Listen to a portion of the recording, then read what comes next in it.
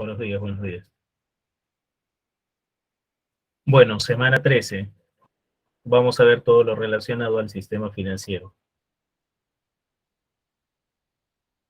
Vamos a ver la intermediación financiera directa, la intermediación financiera indirecta. Vamos a ver también el crédito y lo que hace el BCR en la economía. ¿Correcto? Bueno, entonces empezamos con la semana 13. Bien, cuando se habla del sistema financiero, es o se refiere a todas las instituciones, todos los mecanismos, los agentes que permiten que el dinero se traslade desde donde sobra hasta donde falta. ¿Quiénes son los agentes económicos superavitarios o los excedentarios? Empresas, familias, gobiernos que tienen un excedente de dinero. ¿Quiénes son los deficitarios? Todo lo contrario. Empresas, familias, gobiernos que necesitan dinero. Bueno, esos deficitarios al final tiene que conseguir el dinero, porque si una empresa no tiene dinero suficiente, no produce, no genera empleo. Un gobierno no realiza obras. Una familia no consume lo suficiente. Por eso que los deficitarios sí o sí tienen que conseguir esos fondos. ¿De quién y de dónde consiguen los fondos los deficitarios? En última instancia, de los superavitarios, de los excedentarios. El sistema financiero precisamente es el mecanismo que permite que el dinero se canalice, que el dinero se traslade. ¿De dónde a dónde? De los superavitarios hacia los deficitarios. Gracias al sistema financiero, el dinero se canaliza. Gracias al sistema financiero, las empresas que necesitan dinero lo consiguen, pueden producir más, pueden generar más empleo. Las familias consiguen más dinero para consumir más y los gobiernos que necesitan dinero lo consiguen para realizar obras, etcétera. Esa es la importancia que tiene el sistema financiero. En medio de los dos están los intermediarios financieros, los facilitadores, los que facilitan el traslado del dinero. El intermediario financiero por excelencia es el banco. El intermediario no es el único, pero es el más importante. ¿Cuál es el papel que cumple el banco? Prestar dinero a las empresas, a las personas que lo necesitan, correcto. Pero ¿de dónde consiguen dinero de los bancos? Precisamente de los ahorros del público, de los superavitarios. Pues. El banco simplemente, ¿qué papel cumple? El banco cumple el papel de intermediador. El banco cumple el papel de intermediario, de facilitador. Gracias al banco, el dinero se traslada del superavitario al deficitario. No es el único intermediario financiero, pero es el más importante. Bueno, todo eso es el sistema financiero. Intermediarios, leyes, operaciones, organismos reguladores como la SBS, la SMB, por ejemplo, que vamos a ver más adelante. Todo eso viene a ser el sistema financiero. Repito, la importancia que tiene el sistema financiero es que las empresas, las familias y los gobiernos que necesitan dinero lo pueden conseguir, ¿correcto? Bien. Hay dos tipos de intermediación. De dos formas se relacionan superavitarios y deficitarios. Repito, a través de dos mecanismos, de dos formas, se relacionan superavitarios y deficitarios. Antes de continuar, ¿el dinero de quién es? Del superavitario. El dinero, ¿quién lo va a utilizar en última instancia? El deficitario. Ya, hay dos formas a través de las cuales ellos se relacionan. La primera es la intermediación directa.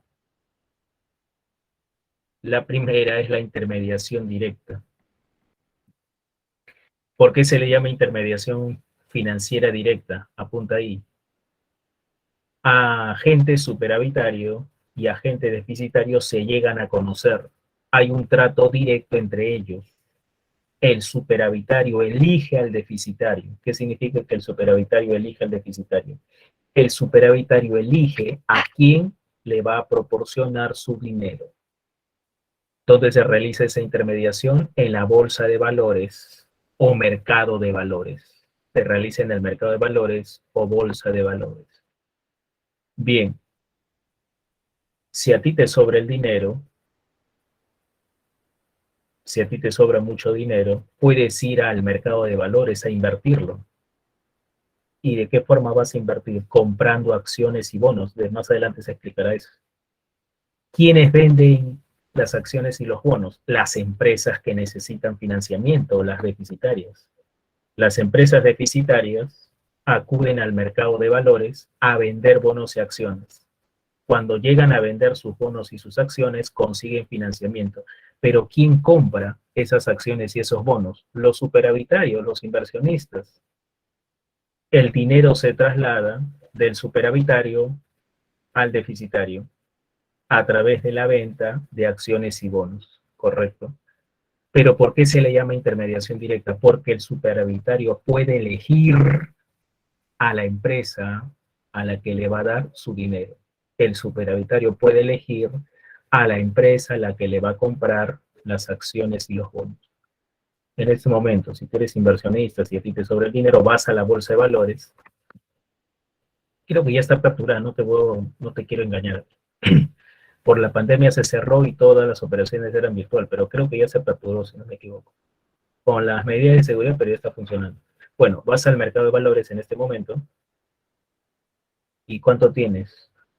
2 millones de soles que te sobran. Ah, y en el mercado de valores no puedes invertir sencillo. Pues, ¿no? En el mercado de valores, para que haya rentabilidad, tienes que hablar de millones si quieres ganar algo.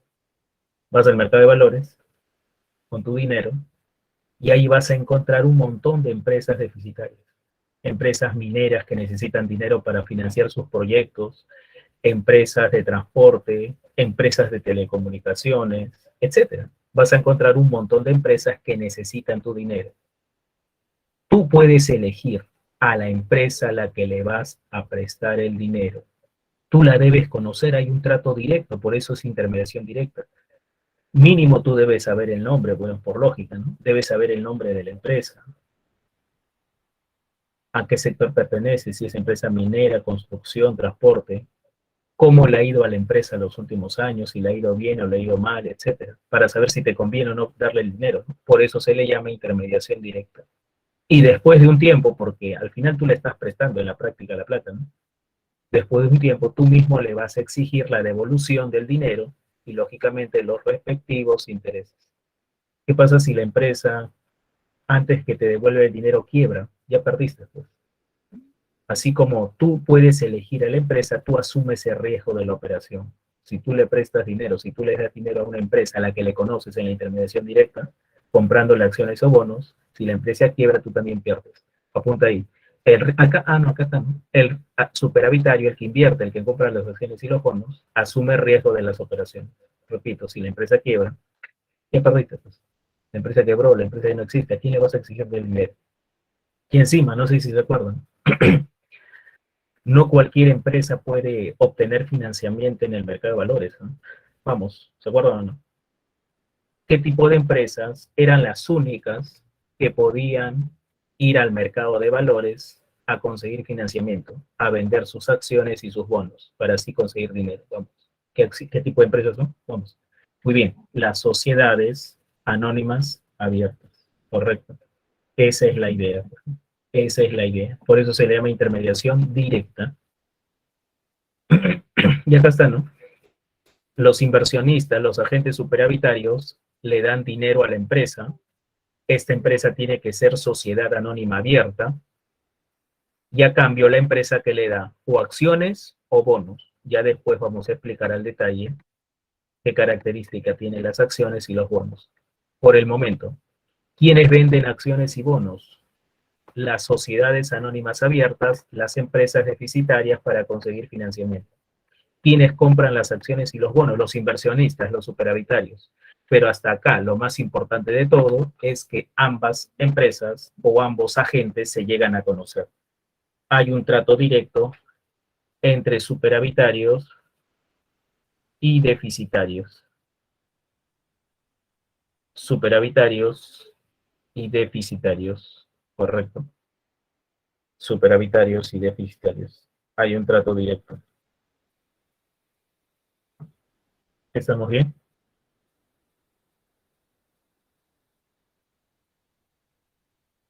Bien.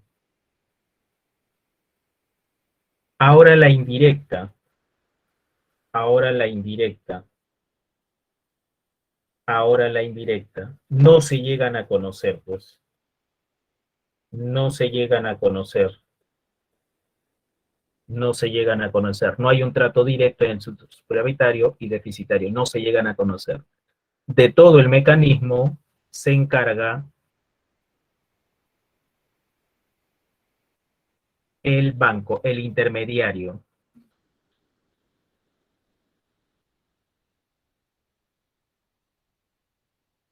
El intermediario se encarga de todo. ¿Y quién es el intermediario? Puede ser un banco, puede ser una caja municipal. No se conocen, pues. En el banco se ahorra, ¿no? ¿Quiénes ahorran en el banco? Los superavitarios. No saben qué hacer con el dinero que tienen de sobra, lo depositan en el banco. ¿El banco qué hace? ¿Cuál es el papel del banco? Prestar ese dinero.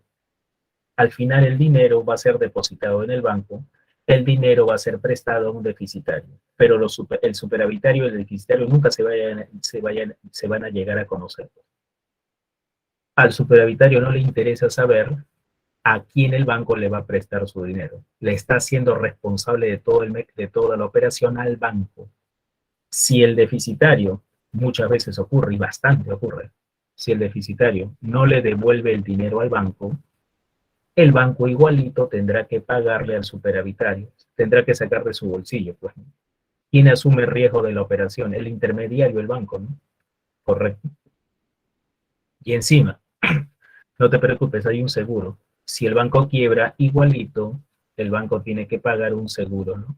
Seguro contra riesgo de depósitos, algo así.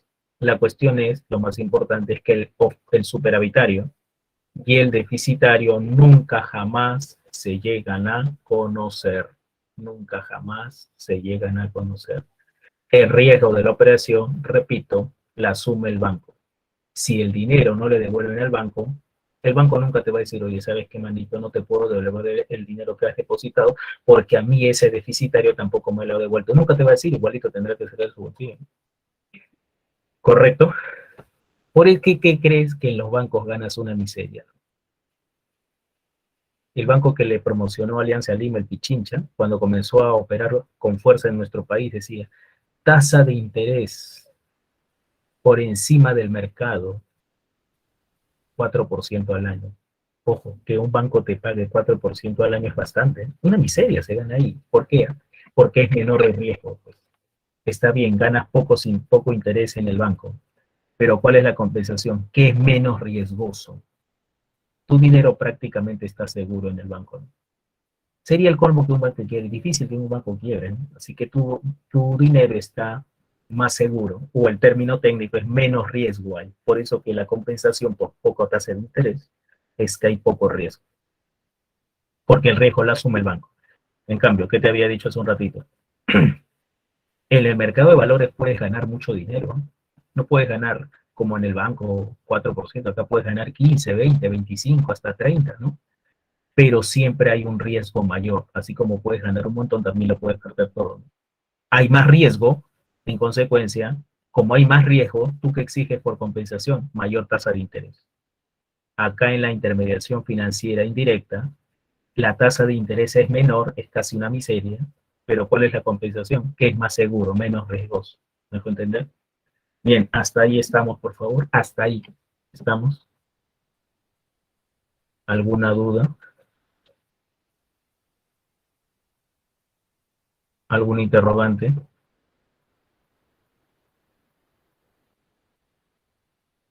Bueno, en la intermediación financiera indirecta, no solamente están los bancos, ¿eh? Los bancos conocidos, ¿no? Hay más, ¿eh? El Banco de Comercio, creo que ahí, el que más, y otros bancos más. Estos son los principales, ¿no? BCP, Interbank, Scotia, Pichincha, y otros bancos más hay por ahí. También hay un banco privado, que es el Banco de la Nación, y el BCR, que es un banco, pero cumple otro tipo de función que más adelante vamos a ver. Y en el sistema bancario también están las cajas municipales, las compañías de seguro, etcétera, etcétera.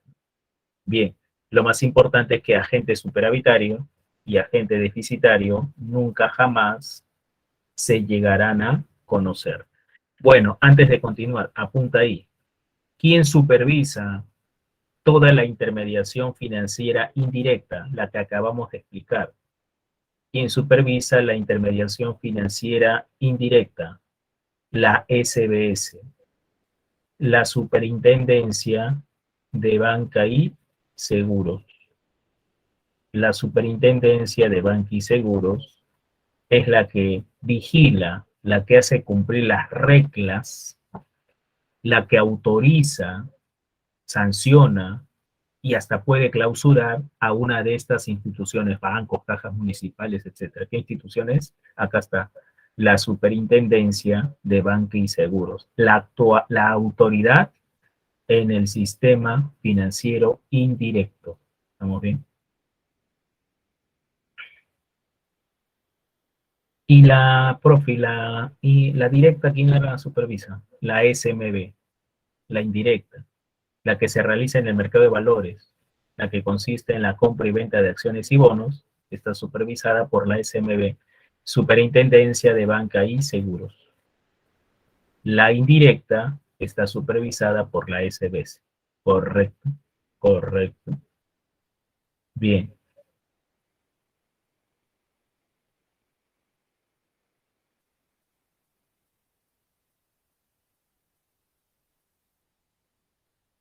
Bien, seguimos entonces. Activos financieros, títulos valores. Títulos valores, activos financieros. Activo es una propiedad. Financiero tiene que ver que esa propiedad está representada por un documento. Tu casa es un activo, una propiedad. Tu carro es un activo, una propiedad. Tu computador es un activo, una propiedad. Pero los activos financieros son papeles que representan un monto de dinero, ¿correcto? Inversiones, también se le llama títulos valores. Esto se compra, esto se vende en el mercado de valores. Estos activos financieros tienen que ver con qué intermediación, la directa o la indirecta. ¿Con qué tipo de intermediación tienen que ver estos activos financieros? Con la directa, pues, con la directa, la que se realiza en el mercado de valores. ¿Qué te había dicho? En el mercado de valores, las empresas deficitarias, las sociedades anónimas abiertas, pueden conseguir financiamiento. ¿Cómo pueden conseguir financiamiento? Las sociedades anónimas abiertas, vendiendo bonos o acciones. En algunas ocasiones venden bonos, en algunas ocasiones venden acciones. Venden activos financieros, acciones y bonos. Acciones y bonos. Correcto. Acciones y bonos. ¿Quiénes venden estas acciones y estos bonos? Las empresas deficitarias. ¿Quiénes compran estas acciones y estos bonos? Los superavitarios, los inversionistas. Las sociedades anónimas abiertas deficitarias venden bonos, venden acciones y a cambio reciben dinero, financiamiento para sus actividades. ¿Quiénes compran esas acciones y esos bonos? Los superavitarios, los inversionistas. Le dan dinero a la deficitaria y a cambio se quedan con las acciones y los bonos. Entonces el inversionista es el que compra estos activos financieros. ¿Cuál es el beneficio? Pueden ser de renta fija o renta variable. Renta fija, los bonos. Ahí está en tu separata. Renta fija, los bonos. Apunta ahí. Los bonos representan una deuda. Los bonos representan una obligación por parte de la empresa. La empresa, sociedad anónima abierta, la empresa deficitaria, al vender bonos, se estaría convirtiendo en un deudor. Vende bonos, papelitos son, vende bonos por un valor de 10 millones de soles. Vende los bonos por un valor de 10 millones de soles, se queda con los 10 millones de soles en efectivo. ¿Quién le dio los 10 millones de soles en efectivo? El inversionista, el superavitario. A cambio, el superavitario, ¿con qué se queda? Con los 10 millones, pero representados en papelitos, llamados bonos. En la práctica, ¿qué ha hecho el superavitario? Le ha prestado dinero a la empresa. La empresa se quedó con los 10 millones, el superavitario se quedó con los bonos por un valor de 10 millones. No le está regalando la plata, le está prestando. La empresa deficitaria se convierte en deudora, el que compró los bonos, el que prestó, en que se convierte en acreedor. Y toda deuda, toda obligación tiene su fecha de vencimiento. Normalmente son de 5 años. ¿Qué significa que sean en 5 años? Hoy, 1 de agosto del 2022, hoy, 1 de agosto del 2022, se realizó la transacción que estamos mencionando. Hoy, 1 de agosto del 2022, la empresa superdeficitaria se quedó con los 10 millones, pero la empresa o el agente superavitario se quedó con los bonos valorizados en 10 millones. Esos bonos se venden en 5 años. ¿Qué significa? Que el 1 de agosto del 2027, en 5 años, ¿qué va a hacer el superavitario? Le va a ir a buscar a la empresa y le va a decir, oye, hace 5 años yo te presté 10 millones de soles. Acá están los bonos que acreditan que yo te presté los 10 millones. En este momento se venció la deuda. Devuélveme los 10 millones y los intereses respectivos. Por eso decimos que los bonos representan una obligación, una deuda, y toda deuda tiene vencimiento, se tendrá que pagar. Y son títulos de renta fija. Renta significa ganancia fija. En el contrato se estableció, la deuda dura 5 años y cada año se va a pagar el 10%. Ni más ni menos, porque el contrato señala 10%. La empresa no podrá pagar menos del 10%. El inversionista, el superavitario, no podrá cobrar más del 10%. Finalizado el 5.º año, la empresa le tendrá que devolver los 10 millones y los intereses acumulados durante todo el año, durante los 5 años. 10% al año es interés compuesto. Ustedes creen que eso lleva en el aritmética, calcula cuánto se le va a pagar. Por eso se dice renta fija, pues. De antemano, el inversionista ya sabe cuánto va a ganar. ¿Cuánto va a ganar? 10% al año, ni más ni menos. La empresa deficitaria, ¿cuánto tendrá que pagar?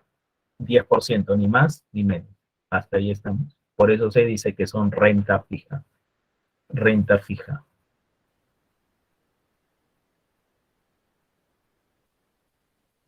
Entonces, hasta ahí preguntas. Renta fija. Su rentabilidad es fija y son más seguros. Ojo, ¿eh?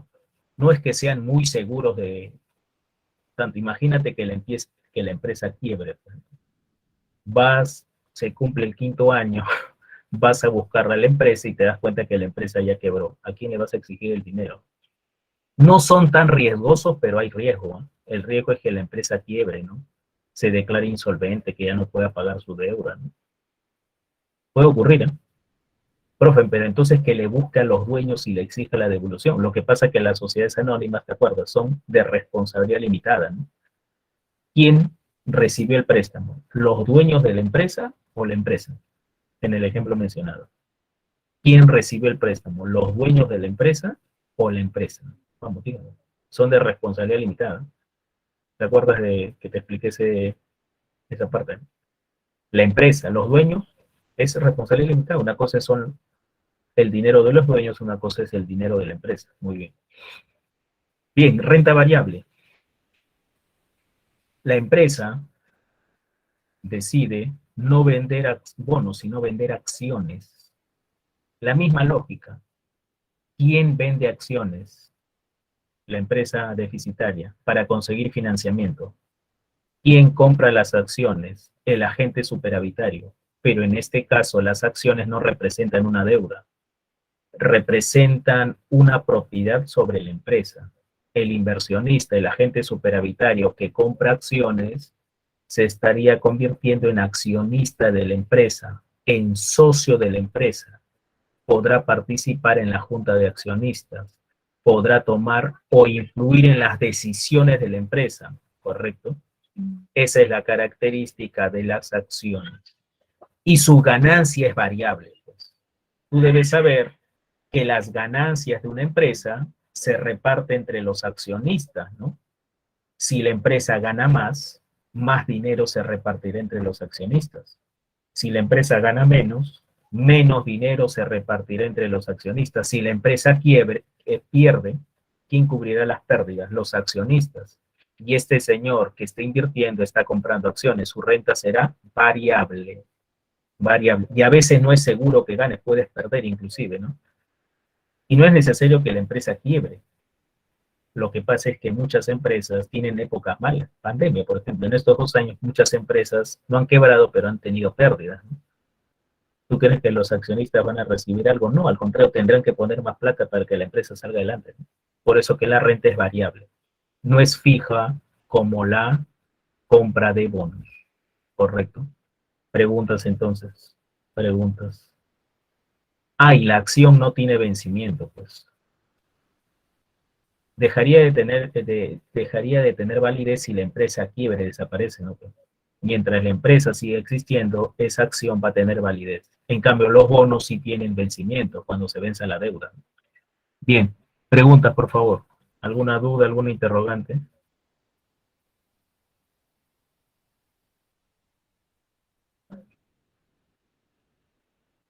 ¿Alguna pregunta? Claro, una persona puede comprar acciones, ¿no? Una persona puede comprar acciones. Tú puedes comprar acciones,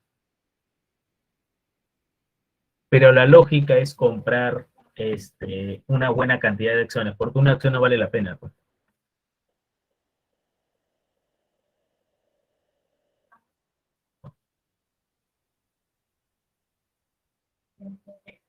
No sé, no entiendo tu pregunta. Si una persona puede comprar acción, sí. Una persona puede comprar una acción. Sí, una persona puede comprar una acción. Pero generalmente, ¿quiénes compran acciones? Las empresas, los grandes grupos, ¿no? ¿Se acuerdan cuando vimos grupos? El grupo Romero. ¿De qué te sirve adquirir acciones? Que te conviertes en accionista de una empresa, pues hijo. Si hace 20 años compraste acciones de Apple que no valían casi nada, hace 25 años y tú compraste acciones de Apple, si tú ayudaste a financiar a Apple, porque Apple durante la década de los 90, de los 80, a cada rato vendía acciones, ¿no? Para financiar sus actividades. Nadie quería comprar las acciones de Apple en el siglo pasado, porque era una empresa inestable, ¿eh? Estaba a punto de quebrar. Pero hay gente que compró acciones, ¿no? Hace 25 años. Esas mismas personas que hace 25 años pagaron una miseria por las acciones de Apple porque era una empresa no sólida, ahora son millonarios, pues. Siguen siendo dueños de Apple, pero ahora Apple vale mucho más y reciben muchas más ganancias. Creo que ahí está la explicación para saber de qué te sirve comprar acciones, ¿no? Lógicamente que puede ocurrir lo contrario. Hay muchas empresas que eran muy sólidas el ciclo pasado y ahora ya no existen, pues. Los que compraron acciones perdieron, la empresa quebró, pues, ya no existe, perdieron. Pero hay muchos accionistas de otras empresas que sí ganaron. Los que compraron en su momento acciones de Tesla, acciones de Amazon, ahorita están felices de la vida, ¿no? Invirtieron poco y se han vuelto millonarios. Ahí está la respuesta al que pregunta, ¿para qué compras acciones? Es una inversión, hijo. Si tú te compras una casa, te preguntaría, ¿para qué te compras una casa? Creo que es una pregunta que no tiene mucha lógica. Es una inversión, pues, para vivir. Y si compras una casa de segundo piso y eres tú y tu esposa y tu hijo, viven en el primer piso y en el segundo piso lo alquilan y generas una renta, ¿no? Ahí está, pues. Si la empresa quiebra y la acción ya no va a existir, pues lógicamente, si la empresa quiebra, la acción no va a existir. Bien, seguimos entonces. Seguimos.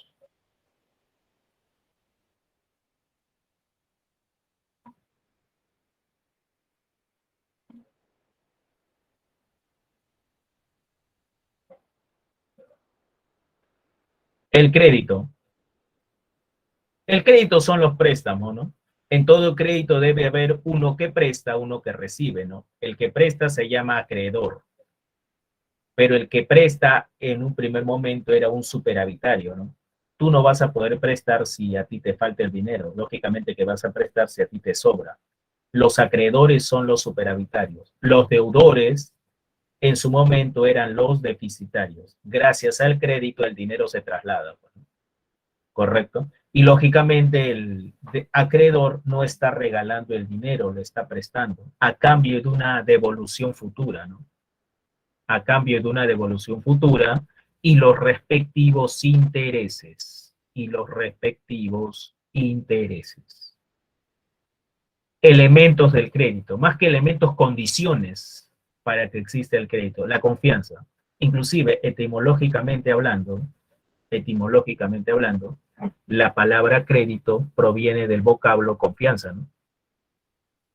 Hijo, si no hay confianza, no hay crédito, pues. Y por lógica, ¿quién debe confiar en quién? Por lógica, no es necesario saber de finanzas para entender esto. Por lógica, ¿quién debe confiar en quién? El acreedor, el prestamista, ¿debe confiar en el deudor o el deudor debe confiar en el prestamista? Por lógica. Si no, no hubiera crédito. Lógicamente, que la confianza debe venir del acreedor. El acreedor debe confiar en el deudor, pues. Si no confía el acreedor en el deudor, oye, compadrito, yo no tengo confianza. Yo cómo sé que tú me vas a devolver.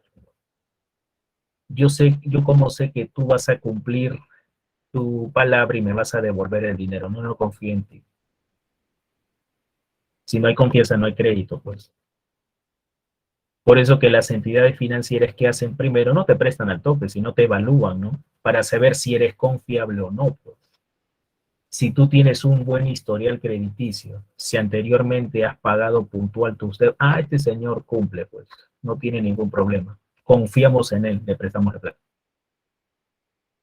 Tú tienes un historial crediticio en rojo, es decir, has estado en Infocor, has pagado muy tarde tus deudas, y hay deudas que todavía no pagas, ¿quién va a confiar en ti? No te van a prestar la plata. Por esa razón, la promesa proviene o se origina en el acreedor. La promesa de pago, el compromiso, segundo elemento, el compromiso, la promesa de devolver el dinero y los respectivos intereses en la fecha pactada. Por lógica, hijo, la promesa, ¿quién la tiene que hacer? ¿Quién debe comprometerse a devolver el dinero en la fecha establecida? ¿Quién debe comprometerse a hacerlo? Su contraparte, que es el deudor, por lógica, ¿no? El deudor es el que tiene que hacer esa promesa. El deudor es el que tiene que hacer esa promesa.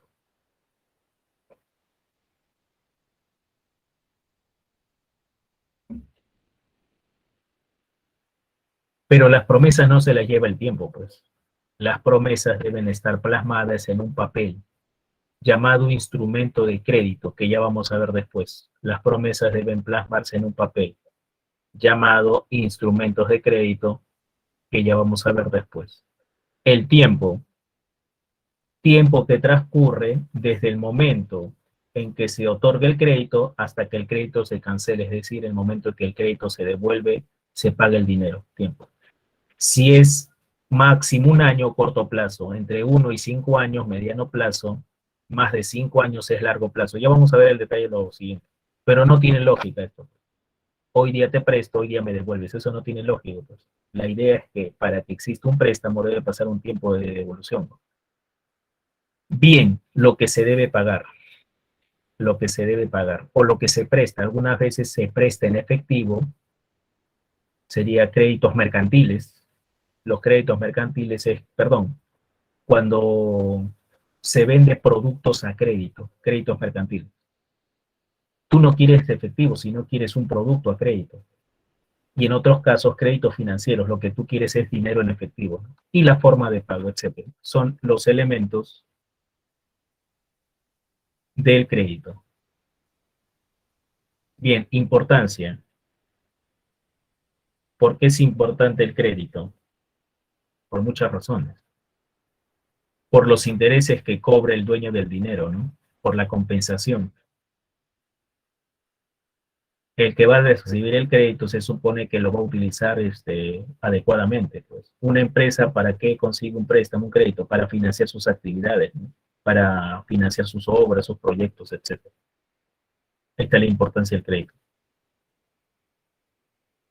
Clasificación de los créditos. Clasificación. Si el crédito lo solicita una empresa, es un crédito productivo.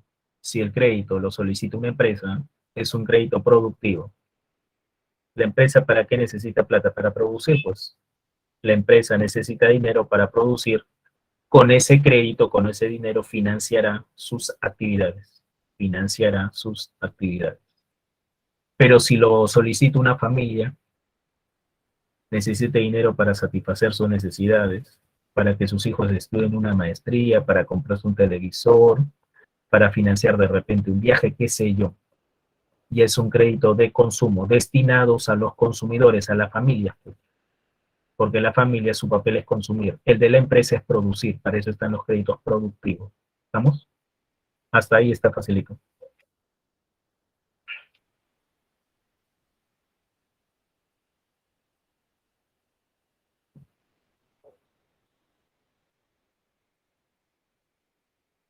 Por la fuente, crédito bancario.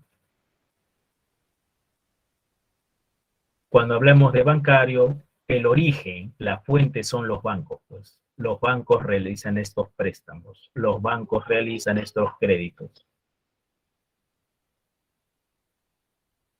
Cuando es crédito comercial, no necesariamente va a ser un banco, ¿no? Cualquier prestamista, cualquier empresa, etcétera, que lo pueda hacer, ¿no? No necesariamente un banco. Si tú le prestas dinero a tu compañero, sería crédito comercial, pues. Tú no eres un banco, pero le estás prestando dinero a alguien, comercial, ¿no? Créditos comerciales. Correcto. Por la duración, fecha de vencimiento, lo que te comenté hace un rato, ¿no? Si el crédito, si el préstamo lo tienes que devolver en máximo un año, corto plazo. Mediano plazo entre 1 y 5. Y largo plazo ya son los créditos de más de 5 años. Ejemplo, quieres comprarte un televisor nuevecito, se acerca el mundial, para no ver a Perú, lamentablemente en el mundial. Si te venden un televisor a crédito, lo pagas en 6 meses, ¿no? O un celular, un celular a crédito. 6, máximo un año, lo debes cancelar o no. Crédito a corto plazo, pues máximo un año. Créditos pequeños, normalmente son los créditos pequeños. Si te prestas un 5.000 soles, no lo vas a devolver en un año, es imposible casi. Si te prestas 500, 200 soles, es más fácil devolverlo en un año. Préstamos pequeños. Mediano plazo, entre 1 y 5 años. Ahí está, el ejemplo está cae a pelo. Ejemplo de créditos a mediano plazo son los créditos vehiculares. Cuando te compras un carro, te lo hacen cancelar en 3, 4 años. Es un ejemplo de créditos de mediano plazo. Cuando te compras un automóvil. Es factible pagarlo en 5 años como máximo. Pero hijo, si te compras una casa, muchos de ustedes de repente viven en los nuevos condominios que se están construyendo, ¿no? Que lo han adquirido gracias al programa Vivienda. Créditos hipotecarios, pues créditos de largo plazo. ¿En cuánto tiempo tendrás que pagar la casa? En 15, 20 años, de muy largo plazo. Una casa de 100.000 soles no lo vas a pagar en un año, en 2, requieres más tiempo, pues sí. Son créditos de largo plazo. Ejemplo, los créditos de vivienda, para que te compres un departamento, una casa. ¿Correcto? Preguntas entonces hasta ahí. ¿Alguna duda? ¿Algún interrogante? Por la garantía exigida. Si se exige algo como garantía, algo físico, es el crédito real. Está bien, te prestamos el dinero, pero déjame algo como garantía. Si no me devuelves el dinero, ejecutamos la garantía. Me quedo con lo que has dejado como garantía. Si el crédito es prendario, la garantía es un bien mueble. Préstame plata ya, pero déjame como garantía tu televisor. Si no me devuelves el dinero, me quedo con tu televisor, punto. Créditos hipotecarios, las hipotecas. Se deja como garantía bienes inmuebles, tu casa. Ya son para préstamos más grandes, ¿no? Son para préstamos de 20.000, 30.000, 40.000 soles. Son para préstamos más grandes, pues. No me devuelves el dinero, va, me quedo con tu casa. Te quedas en la calle, así de fácil. Crédito hipotecario. ¿Estamos bien? Y los créditos personales, cuando no se exige nada físico como garantía. La única garantía es la misma persona, la solvencia económica y moral de la persona, económica, que la persona Ahí se evalúa, pues eso ya lo evalúa el financista. Eso ya lo evalúa el financista. Correcto. Debe haber una cierta proporcionalidad. Bien, tú has tenido un buen historial crediticio, tienes un trabajo que compense y que te permitirá pagar la deuda. Correcto. La única garantía serías tú, ¿no? Tienes solvencia económica, tienes un buen trabajo, estás en planilla, tu chamba es segura, es difícil que te voten porque es importante que tú trabajes para que recibas el dinero y pagar la deuda, ¿no? Tienes un buen historial crediticio, nunca te has atrasado, no estás sin Impocor, etcétera, económica y moral, no tienes problemas con la justicia, no has sido acusado de corrupción, de malversación de fondos, etcétera. Todo eso se toma en cuenta para darte un préstamo sin necesidad que dejes algo como garantía, ¿correcto? Créditos personales. Instrumentos de crédito. ¿Te acuerdas que te dije que las promesas se las lleva el viento? El deudor se tiene que comprometer a devolver el dinero. El dinero tendrá que ser devuelto por el deudor, pero la promesa, el compromiso de pago no es de palabra, hay un documento firmado y para eso sirven las letras, los instrumentos de crédito. Letras de cambio, apunta por ahí. Las letras de cambio generalmente se usan para las ventas a crédito, para las ventas a crédito. Tú vas a dónde, a Ripley, a Falabella, a comprar un televisor a crédito, lo que te hacen firmar es una letra de cambio. Lo que te hacen firmar es una letra de cambio. ¿Qué característica tiene la letra de cambio? Que pueden participar tres agentes. Ejemplo, Falabella, la que te está vendiendo el televisor a crédito. Falabella sería el librador, el acreedor, pues, el que te está vendiendo el televisor a crédito. Tú estás obteniendo el televisor a crédito, tú serías el deudor, pero habría un tercer agente económico, el que va a recibir el dinero. En la letra de cambio dice, Falabella es el librador, el que elabora ese documento. Tú lo vas a firmar, pero ¿qué dice en la letra de cambio? Tú le tienes que pagar por el televisor y los respectivos intereses 10.000 soles de repente. Dice, páguese esos 10.000 soles, no a mí, dice Falabella. Falabella es el que te está vendiendo el televisor. Falabella la tienda, me refiero. Falabella la tienda te está vendiendo el televisor a crédito. ¿Qué te dice a ti Falabella?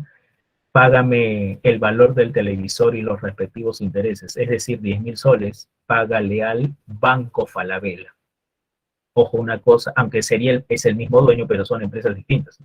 Una cosa es la Falabella la tienda, aunque su banco esté en el mismo local, pero son razones sociales distintas. Por eso que ahí están participando tres agentes económicos.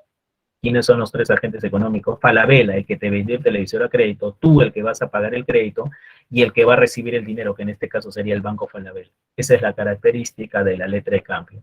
Pueden participar hasta tres. En el pagaré solo participan dos. Generalmente los pagaré se utilizan cuando solicitas un préstamo en efectivo de un banco o de una entidad financiera. Tú vas a cualquier banco, a cualquier entidad financiera, te prestas el dinero, te hacen firmar un pagaré. Solo participan dos, el que te prestó el dinero y tú, listo, para eso sirven los pagarés. Es el documento que acredita que tú tienes que devolver el dinero, ¿correcto? Las acciones, ya se explicó para qué servían las acciones, títulos, valores que representan una propiedad. Los cheques, para que tú puedas girar un cheque, primero tendrías que realizar un depósito a la vista, un depósito en el banco. No un depósito de ahorro, sino se llama depósito a la vista. ¿Qué característica tiene el depósito a la vista? Que te da un talonario de cheques. Imagínate que tienes un depósito a la vista de 100.000 soles. Te da una chequera el banco. ¿Qué puedes hacer tú? Utilizar tus 100.000 soles que esté en el banco girando cheques. Tú eres un empresario que contrata a un grupo de trabajadores para que te arreglen una máquina. Arreglaron la máquina y te van a cobrar 10.000 soles por arreglar esa máquina. No tienes los 10.000 soles en efectivo. ¿Qué haces? Le giras un cheque valorizado en 10.000 soles. Y los trabajadores van a aceptar, porque inmediatamente, ¿qué van a hacer con ese cheque? Van a ir al banco donde tú has depositado el dinero, donde el empresario depositó el dinero, y presentan el cheque y el banco le dará los 10.000 soles. ¿De dónde el banco le dará los 10.000 soles? De la cuenta del depósito a la vista que tenía el empresario, ¿no? Si antes tenía 100.000, ahora tiene 90.000, se va descontando. Para eso sirven los cheques. Son instrumentos de crédito. Son órdenes de pago en la práctica. El empresario que tenía 100.000 soles en el banco, a través del cheque le está ordenando al banco que a esos señores le den los 10.000 soles. Para eso sirven los cheques. Para realizar transacciones, pagos sin necesidad de cargar efectivo.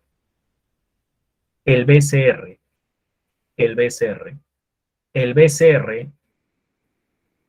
tiene como misión preservar la estabilidad monetaria. Su razón de ser, su finalidad existe para controlar la inflación y la deflación. Estabilidad monetaria. ¿Está bien?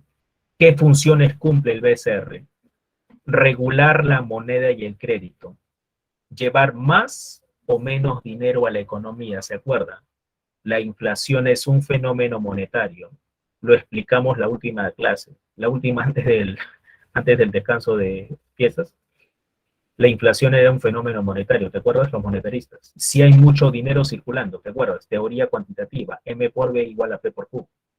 Si hay mucho dinero circulando, ¿qué puede haber en la economía? Inflación. Si hay poco dinero circulando, deflación. Si hay mucho dinero circulando, hay que quitar dinero de la economía para controlar la inflación. Si hay poco dinero circulando, puede haber deflación. Hay que llevar más dinero para controlar la inflación. Eso significa regular la moneda y el crédito. Regular la cantidad de dinero, decidir cuánto dinero va a circular en la economía. Correcto. Administrar las reservas internacionales. Los dólares que tienen reserva. Administrar las reservas internacionales. Nuestro país necesita dólares. Hay una cierta cantidad de dólares que el país tiene guardadito para enfrentar una emergencia. ¿Quién se encarga de custodiar eso? El BCR. El dueño de ese dinero somos todos los peruanos. Simplemente el BCR es responsable de custodiar esos dólares, ese oro, porque no solamente para cumplir pagos con el exterior se utilizan los dólares, también sirven los lingotes de oro. Todo eso lo resguarda el BCR.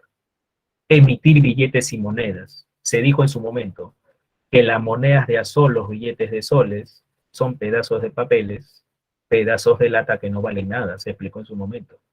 ¿Quién le da validez a esos pedazos de lata? ¿Quién le va a dar validez a esos pedazos de papeles que en sí no valen nada? El BCR, ¿no? Al emitirlos, le da validez a esos pedazos de papel. Decide los modelos de los billetes, los colores. Creo que el billete de 20, 50 soles ya cambió de personaje, ¿no? ¿Quién decide todo eso? El Banco Central de Reserva. Esa es la autoridad monetaria, el BCR. E informar sobre las finanzas nacionales, cómo ha ido la inflación, cómo ha ido el dinero que ingresó al país, etcétera, etcétera. Informar sobre las finanzas nacionales. Instrumentos de política monetaria. La inflación es un fenómeno monetario. ¿Te acuerdas de la elasticidad? Si hay mucho dinero circulando, vuelvo a repetir, si hay mucho dinero circulando, ¿qué puede haber en la economía? Inflación. Si hay poco dinero circulando, ¿qué puede haber en la economía? Deflación. Debe haber una cantidad, ni más ni menos. Si hay mucho dinero, hay que sacar. Si hay poco dinero, hay que llevar más dinero. ¿Cómo lo hace el BCR? ¿Cómo garantiza la elasticidad y a su vez la estabilidad? A través de estos instrumentos de política monetaria. Medidas que adopta el BCR para reducir o aumentar el dinero en circulación, para así controlar la inflación y la deflación. Uno de estos instrumentos es la tasa de encaje legal. Habíamos dicho que el papel de los bancos es prestar dinero a los deficitarios, pero a su vez los bancos, ¿de dónde sacan el dinero? De los ahorristas, de los que depositan. Ya, si un ahorrista deposita 100 en el banco no va a poder prestar 100. ¿Por qué? Porque hay un porcentaje que está obligado a no guardar. Hay un porcentaje que está obligado a guardar, a no prestar. Es decir, a guardarlo como una emergencia, como un seguro para evitar problemas.